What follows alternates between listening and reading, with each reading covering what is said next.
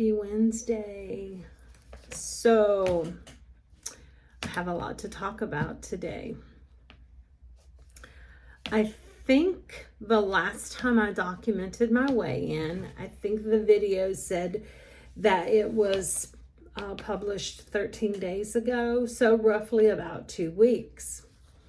And on that day, I weighed 274. That's, if you look at the last video that I published, that's going to be the weight, is 274. Last week I didn't video, but I did weigh in because I thought weight is going to fluctuate a lot from week to week. And is it really important to document the weight every single week? Or is it just better to show more of a difference doing every other week or once a month? Like, I'm just trying to figure out, like, I'm going to continue to weigh in every week, but for the purpose of documenting this journey, how often do I really want to, like, actually make a video and put it out there for the world?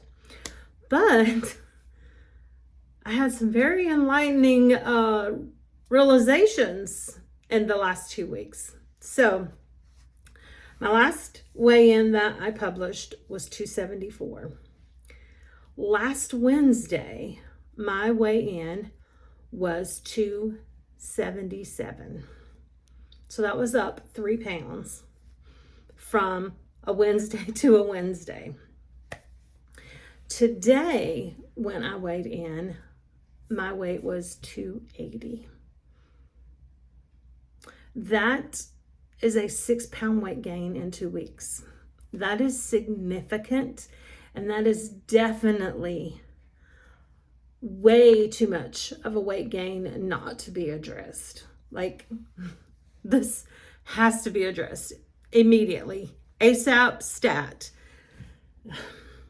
Now, I have had a lot of things going on. I really have. And I'm not trying to make excuses, but, you know, I've been given a lot of thought to why is my weight up 6 pounds? And, you know, the thing is I don't really have to question it. You know, I know why it's up. I haven't been working out. And it's not even that I just haven't been working out, but I have been overeating on a daily basis. Like a lot of comfort eating, just a lot of mindless eating, boredom eating. You name it, I've been doing it all.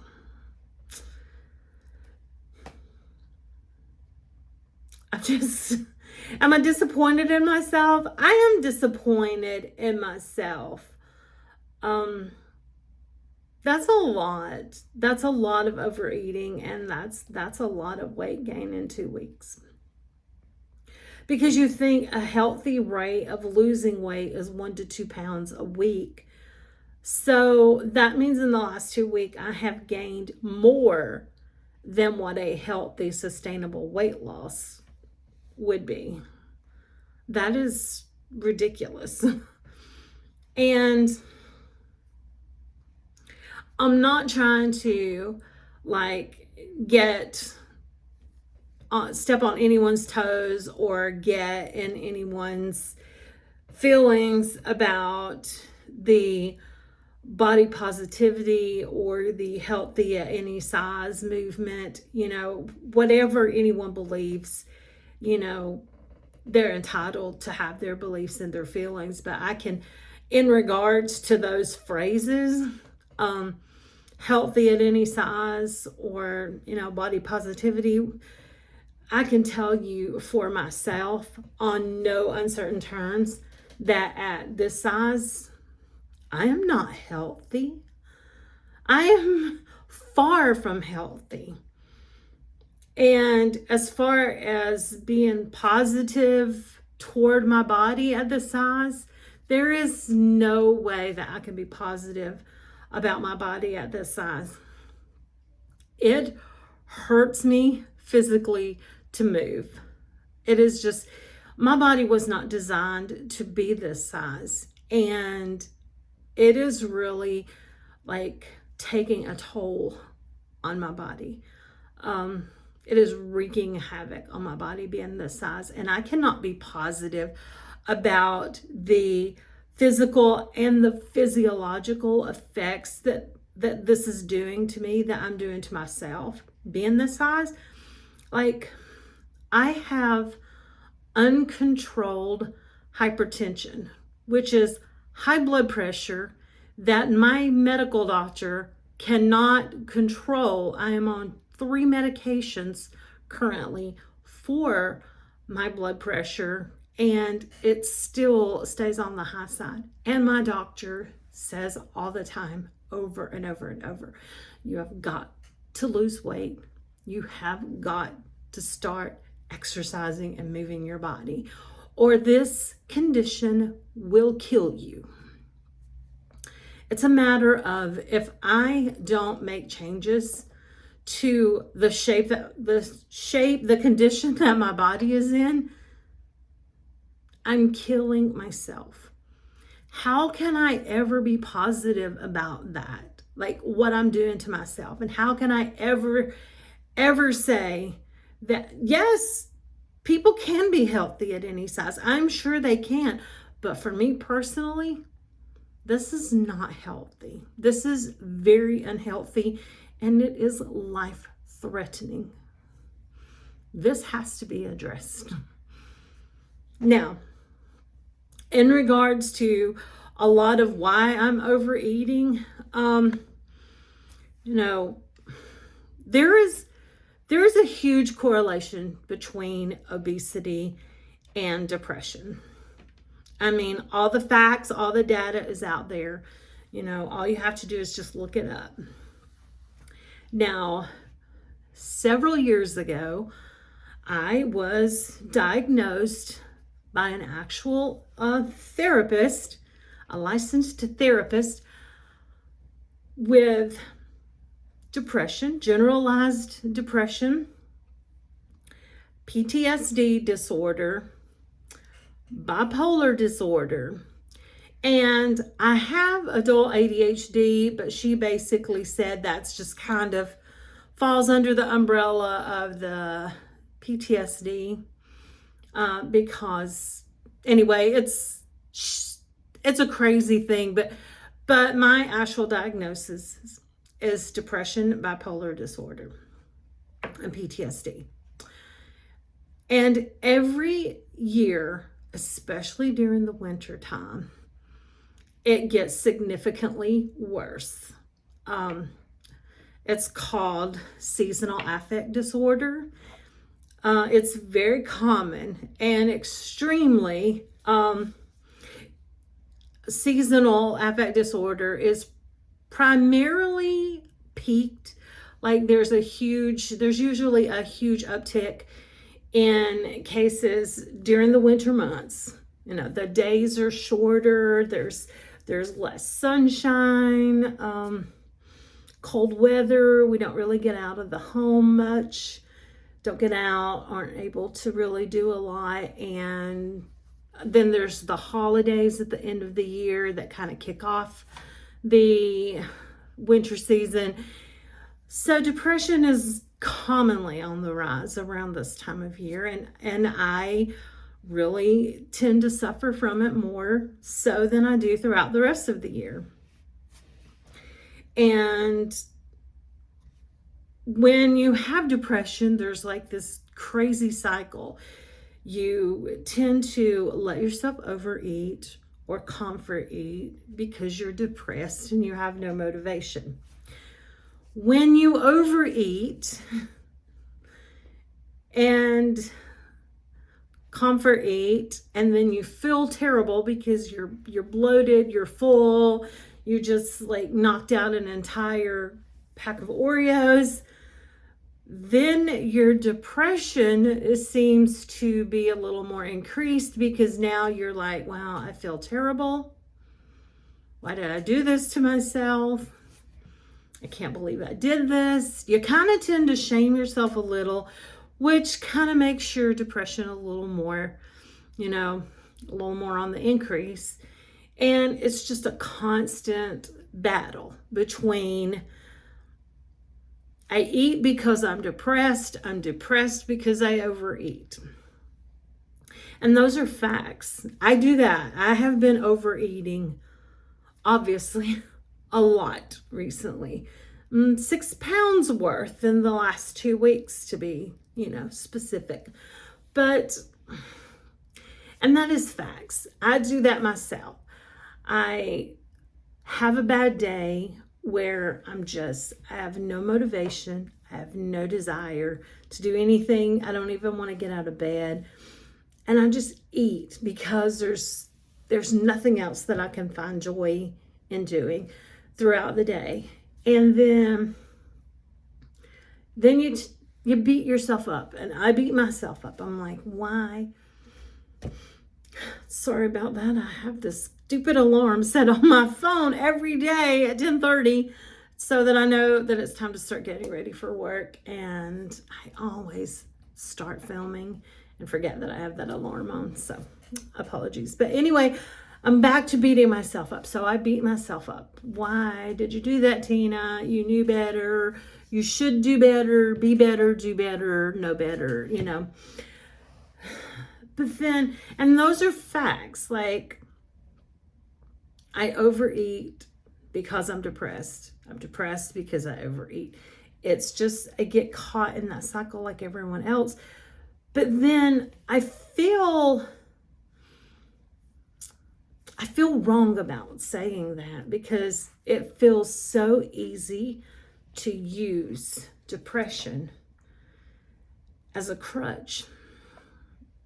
It feels like I'm using my depression as an excuse to overeat, to be overweight. Oh, well, I'm depressed. I overeat. I overeat because I'm depressed. I comfort eat because I'm depressed. I'm depressed, so I ate the cookies. Yeah, I was feeling depressed, so I ate ice cream.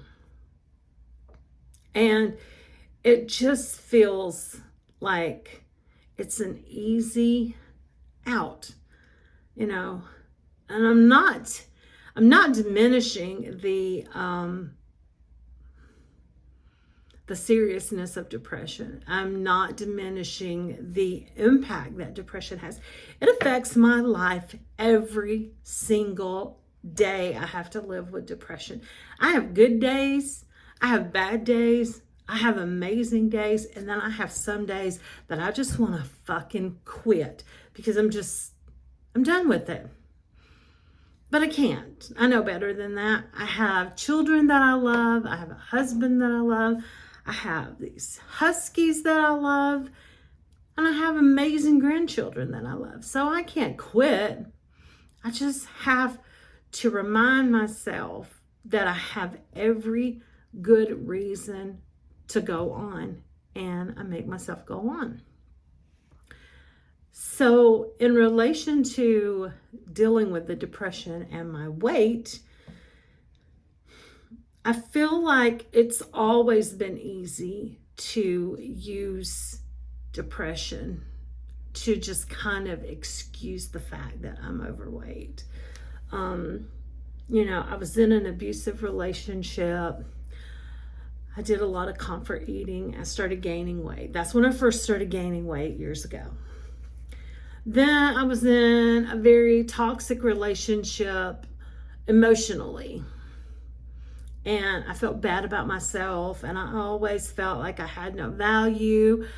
I lost my sense of self-worth. So I just ate a lot. That was another relationship that I was in where I gained considerably more weight. And it's just like, I'm using the depression as an excuse to just let my weight get out of control. And that's not fair. That's not fair to me. And it's not right. Because here's the thing. If I'm using, say, specifically those two relationships. Okay. Oh, I was in this relationship where I lost my sense of self-worth. I didn't feel validated. So I ate all the time. I gained a lot of weight. And okay, so does that not imply that I gave him the power to take my sense of self-worth and let him have it because I completely destroyed myself? Instead of saying, he doesn't realize what an amazing person I am, I deserve better than this, and I'm going to take care of myself, I'm going to take care of my body, that I'm going to go out and have an amazing, wonderful life.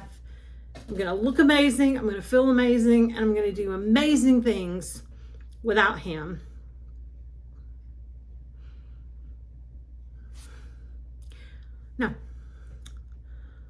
No, I gave that power to someone else because I said they didn't see the value in me. So I took the value. I let them take that value from me. And then I absolutely destroyed myself because I felt like there was no value left in me.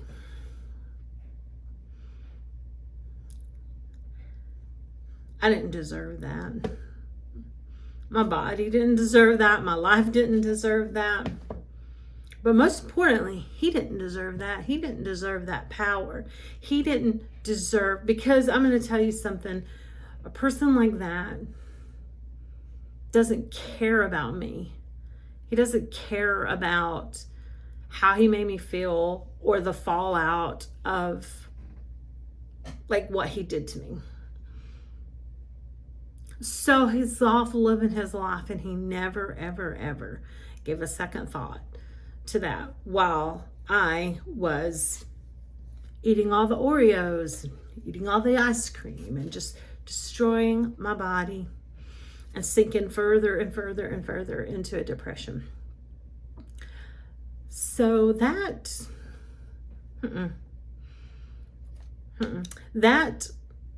was absolutely wrong on my part. And that's why I feel like using depression as an excuse for my obesity. I mean, let's call it for what it is. I am obese. I weigh 280 pounds. And if that is hard to put into perspective, I am 5'3", which pretty much puts my BMI now at over 40. I don't even want to know exactly how high my BMI is, to be honest, but it's up there. And that's horrible, horrible. But while I still do and still will probably for the rest of my life deal with my mental diagnosis, I will deal with depression. I will deal with the PTSD and the bipolar disorder. Those are some things that I just have to learn to manage and live with for the rest of my life. That I am absolutely at a point where I will no longer use those as an excuse to continue destroying my body. It has to stop now. It has to. Because if it doesn't, I will die. And that is the bottom line. So, yes, there is a strong correlation between depression and obesity. It has always been out there, and it probably always will be out there. But the important thing is that your mental health is so important that ultimately, yes, that has to be your priority, to take care of your mental health. But keep in mind that just the same, your physical body is the only body you're ever going to have. And if you don't have good health in your body, it is going to be almost impossible to have good health in your mind. It is true. Strong mind, strong body. Strong body, strong mind. They go hand in hand. And I know this myself more than anybody for myself, because when I go through my stages of change and my seasons where I work out regularly, I'm cutting weight, I'm very physically active, I'm eating, I'm very cognizant about the things that I eat, so I'm eating relatively healthy. I know that mentally I feel so much better when I just don't care about what I put in my body and I just eat anything, and I overeat, like I just indulge and gorge on things. My body feels so bad. Like I'm bloated, I'm full, it's miserable. And then mentally, my mindset is an absolute reflection of what my body feels like. And that's the case always. Your mindset will be a reflection of what your body feels like. A lot of people say that they need to heal their mind before they can heal their body. And everyone's different. Everyone has to do their healing in their own way, on their own time. You know, that's something that's personal. It's deeply personal to everyone. But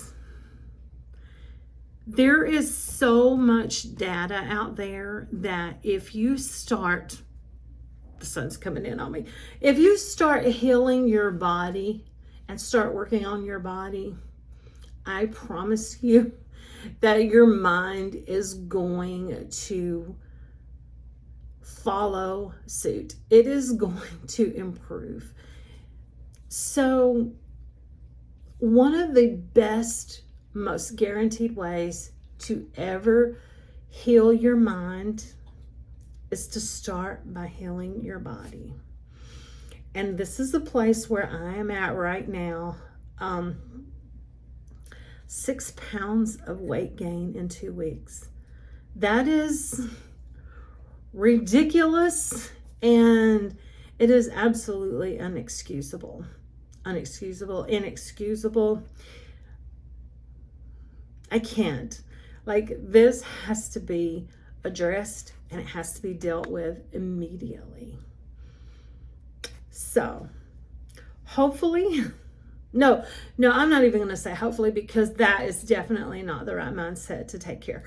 Next weigh in next week on next Wednesday, which will be, today is the 26th. So next Wednesday will be, February the 2nd. Can you believe it's already February? We're already a month into 2022.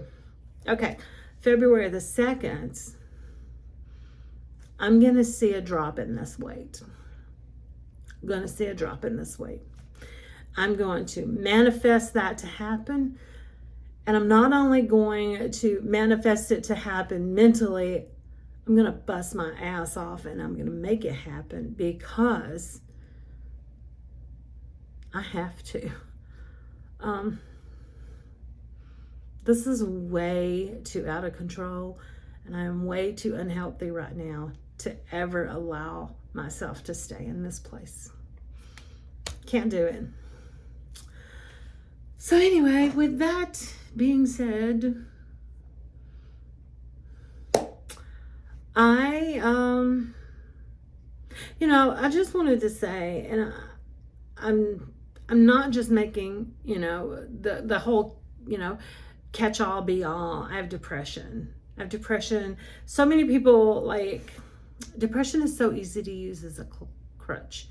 And I'm not saying that everybody does, but it's so easy to use it as an excuse for not taking care of your body. And I do have an actual, like, clinical diagnosis. I've spent years in therapy working with my depression.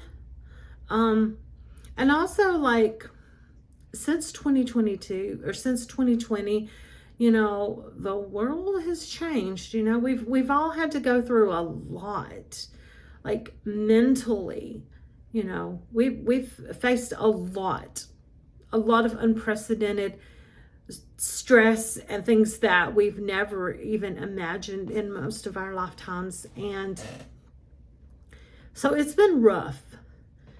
And in addition to, you know, dealing with depression, and then they added anxiety, I guess you would say anxiety, regarding, you know, the state of the world for the last 2 years.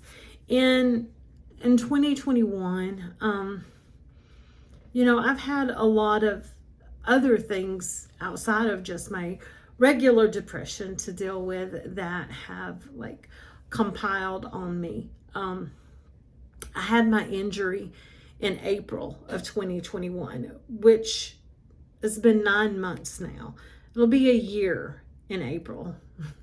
And I still have significant bruising. I still have this huge knot inside my breast. I have breast tissue damage.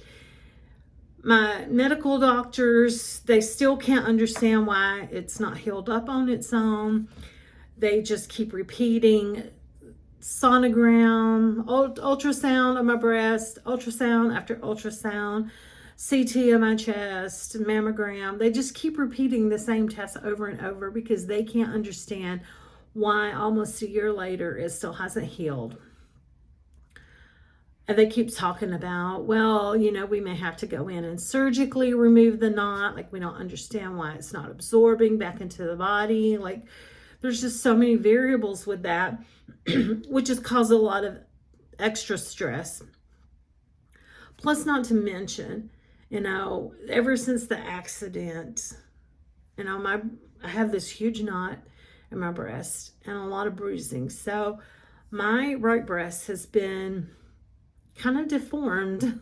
You know, it's definitely been displaced for almost a year. As a woman, you know, that's kind of hard to deal with. You know, I've looked at it for a year now, but still it bothers me. It's like, I don't want my husband to look at it because it doesn't look normal. I hate seeing it in the mirror. So, you know, that's caused more than normal depression. I work in healthcare. I work for a hospital, and most people think, oh, during the 2-year pandemic, you know, you must be fine. You don't have anything to worry about working in healthcare. Well, that's not true because, you know, things have happened that have affected me personally in ways that, you know, I have had financial hardships in 2021. And so I ended 2021 with a lot of stress, a lot of financial stress and a financial burden that I worry over. And that's caused additional depression that is, you know, in addition to my normal depression. So between the accident, the financial hardship, and then just regular depression, plus this doesn't cause depression, but let's talk about stress. Let's talk about stress because we keep trying to get out of that sunlight. But we adopted our first husky in 2020. We got our second rescue husky in January of 2021. In October of 2021, we got a puppy, a Siberian Husky puppy. Now, the rescue huskies have been a challenge because they weren't socialized. They just required a lot of work, especially our second one. The puppy is like wide open. He's into everything. He's at that age, you know, he's going through this phase where he's teething and destructive. And so adding another husky has been extremely stressful on me. And so these are things that have helped contribute to my depression being more than it normally is. These are things that have caused me a lot of stress. These are things that have led to me, my apologies. My phone rang. I've got to figure out how on my other phone I could set it on Do Not Disturb so that all of these things, text messages, phone calls, nothing would bother me or like interrupt when I was filming. I cannot figure out how to do that on this phone, so I have to figure that out, but my apologies. But anyway, going back to, I've had all this additional stress and a great deal of more depression than I normally deal with this time of year. And that has caused so much of my overeating and just my lack of motivation to work out, to get up and move, to really do anything. But my point is, again, is that I can't use the things I'm going through. I can't use the stress or this depression as an excuse to justify letting myself be in this shape and this condition. I have to overcome my mind and put the depression. I have to work on the depression and the stress, of course, like that is super important, but I have to put it in its place, if that makes any sense, because I have to make working on my body my priority right now, because my health is at risk. And it's not worth anything if I let my health continue to deteriorate. So anyway, that being said, next weigh-in is going to be less. And I'm going to have some workouts to document, and I'm going to have some steps like on my Fitbit. I'm going to have a lot going on. Because I'm actually working. I have this thing. So this is new. I'm working with a health coach, and I'm going to work to put together a nutrition plan, a comprehensive nutrition plan that is designed specifically for me, as well as a workout plan, a workout program designed just for me.